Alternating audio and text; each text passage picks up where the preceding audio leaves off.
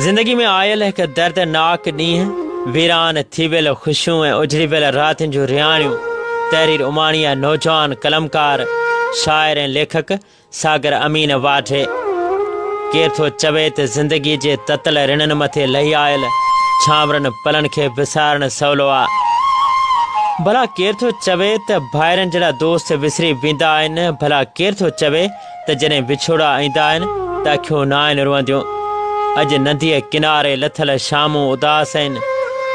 कोइटा जे पहाड़ियुनि ते पवंदड़ चांडुकियुनि जा चोला मेरड़ा आहिनि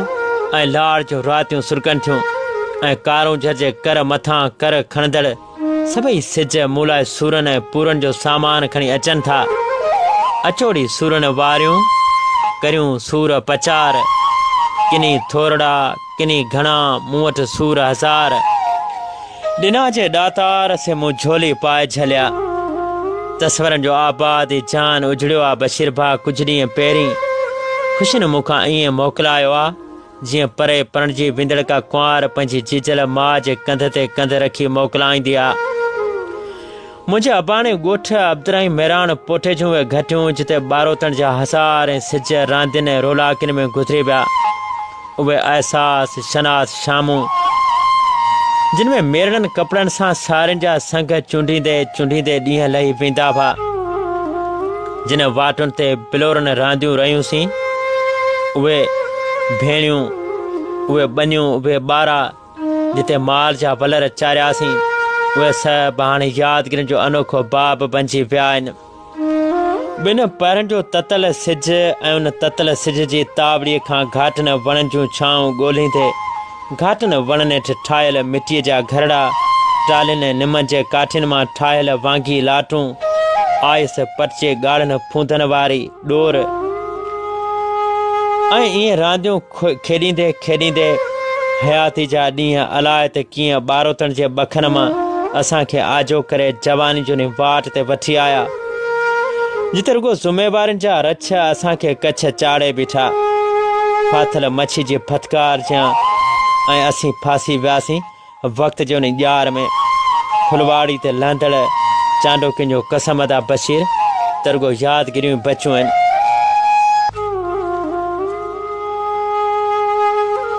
चोले जे चिटनि जहिड़ियूं उहे सभई यादूं जिन जूं झोलियूं भरे आयो आहियां। मुंहिंजो रूह अङण आबाद आहे रुगो यादगिरियुनि सां। महबूब हथां मोकिलियल रुमाल में ॿधल मिस्री तड़ुनि जहिड़ा सभई उहे पल अलाए त कहिड़ी वाट ते विञाए आयासीं, जिन पलनि में पहिरें प्यार जहिड़ी सिक हुई ऐं सनड़ी चीच मां लाहे पिरीअ हथां मोकिलियल हथ छले जहिड़ी पंहिंजाइप हुई। लाड़ जी दिलि जे नाले सां सॼो वेंदड़ ही बदीन शहर जेको कंहिं ज़माने में सांवलपुर जे नाले सां सुञातो वेंदो हो। दुनिया जे ॿियनि शहरनि जा हिन शहर विछोड़ा अलाए त केतिरनि माण्हुनि खे अर्पिया हूंदा, पर हिन शहर जे उदास घटियुनि में मूं जेतिरा विछोड़ा मेड़िया आहिनि शायदि हिकु मेड़े सघियो हुजे। लुआरी जा लाखीणा पट दौर जदीद जे तक़ाज़ानि ते केॾी बि खणी का ॻाल्हि छो न कनि, पर आउं माज़ी जे उन्हनि गुज़री वियल घड़ियुनि ते सदाईं रत रोंदो रहियो आहियां, जिन घड़ियुनि मूंखे सवाइ दर्द, दुलापन, दुखनि ऐं दर्दनि जे ॿियो कुझु बि न आहे ॾिनो। आउं माइटनि जो अकेलो पुटु सदाईं भाइरनि जे प्यार लाइ सिकंदो रहियो आहियां, त उनजो मूंखे सगन भाइरनि वारे रिश्ते में त मालिक साईं को मणियादार भाउ न आहे ॾिनो, पर रत जे रिश्ते खां हटी करे रूह जे रिश्ते वारा अहिड़ा अनेक भाइर मुंहिंजे जीवन सफ़र में हमसफ़र आहिनि, जिन जे सहारनि सवाइ आउं ईअं आहियां जीअं शिकारी जे निशान में ज़ख़्मी थी विञाइजी वियल पखी, ऐं हुननि सवाइ आउं ईअं आहियां जीअं लुकुनि में थर वारी ते तड़पंदड़ ॿाबियो, जीअं कारूं झर जे कर मथे कर खणी नचंदड़ कंहिं सहकंदड़ मोर जो अहसासु। ऐं हा, आउं उन्हनि भाइरनि खां सवाइ सचपुच त कुझु बि न आहियां, पर हेलोकीन ज़ुलझ वारी ईद ते मूंखां मुंहिंजो हिकिड़ो भाउ जेको जल्दी ईद खां पोइ विछड़ियो दुख नथो विसरे। नदीअ में ॿुॾी वई हयाती अथमि, सवा तो पिरीं आहे जीअण थो ॾुखियो,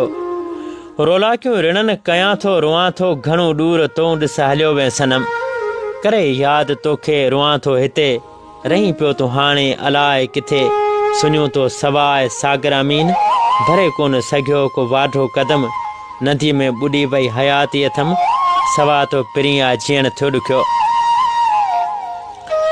हाणे चांडोकियूं कहिड़े कम जूं बशीर भाउ गुलाम मुर्तज़ा त मूंखे विछोड़नि जे उन अंधारियुनि रातिनि में छॾे हलियो वियो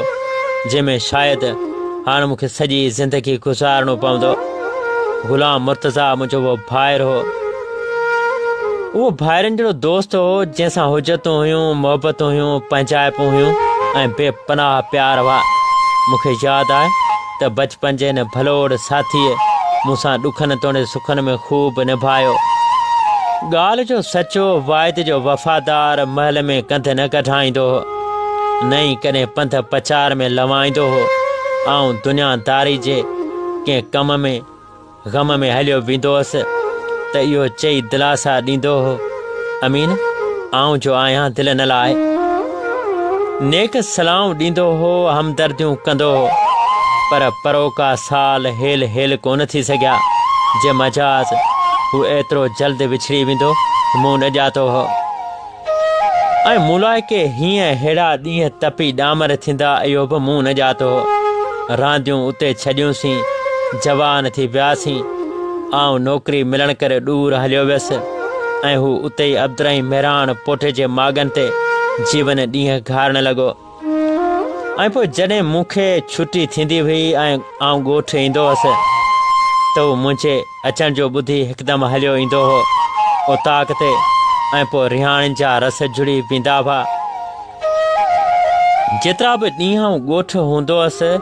तक़रीबन असीं हर महल पिया मिलंदा हुआसीं केॾीमहिल मुंहिंजी उताक ते केॾीमहिल हुन जी उताक ते सचपच त रातियूं त निंबरी वेंदियूं हुयूं रिहाणनि में ॾींहं बि खुटी वेंदा हुआ कुर्ब कचहरियुनि में ऐं पोइ हा हयाती जे हड़ जूं ॻंढियूं कीअं खुलंदियूं हुयूं वक़्तु कीअं निभरंदो हो ॻाल्हियूं कीअं निसरंदियूं हुयूं अॼु रुगो यादि ई रहनि थियूं ऐं पोइ 2 टे साल पहिरीं हुनजी तबियत थोरी ख़राबु थी वई कारी साई डॉक्टरनि ॿुधाई हुई गुलाम मुर्तज़ा इलाजु करायो हो ऐं मूं हुनखे बार बार इहो चयो हो त पंहिंजी तबियत जो घणे खां घणो ख़्यालु रखंदो कर ऐं पोइ हू सहतियाब थी वियो हो दवाउनि में शफ़ा ओतिजी पई हुई ऐं हू बिल्कुलु ठीकु थी वियो हो ऐं पोइ जॾहिं खां दवाऊं पाण सां गॾु शफ़ाऊं खणी आयूं हुयूं ऐं पनाहूं ॾिनियूं हुयूं पालनहार मुंहिंजे यार खे ख़ुशियूं मोटी मुंहुं ॾेखारे आयूं हुयूं ऐं दर्द हलिया पिया हुआ कोएं कोएं ॾूर अयूब खोसे जियां त दुखनि सां शनासी अॻे बि रही आहे ऐं ईअं दिलि उदासी अॻे बि रही आहे साल 2 टे छाल हणी हलिया पिया ऐं हेलोकीन ईद ते आऊं ॻोठु आयो हुअसि हुन सां गले मिली के ग़म हल्का थिया हुआ ऐं दिलि बाग़ बार थी वई हुई खन पल में मुंहिंजे ॿुधी अचण जो एॾो तूं जल्द आहीं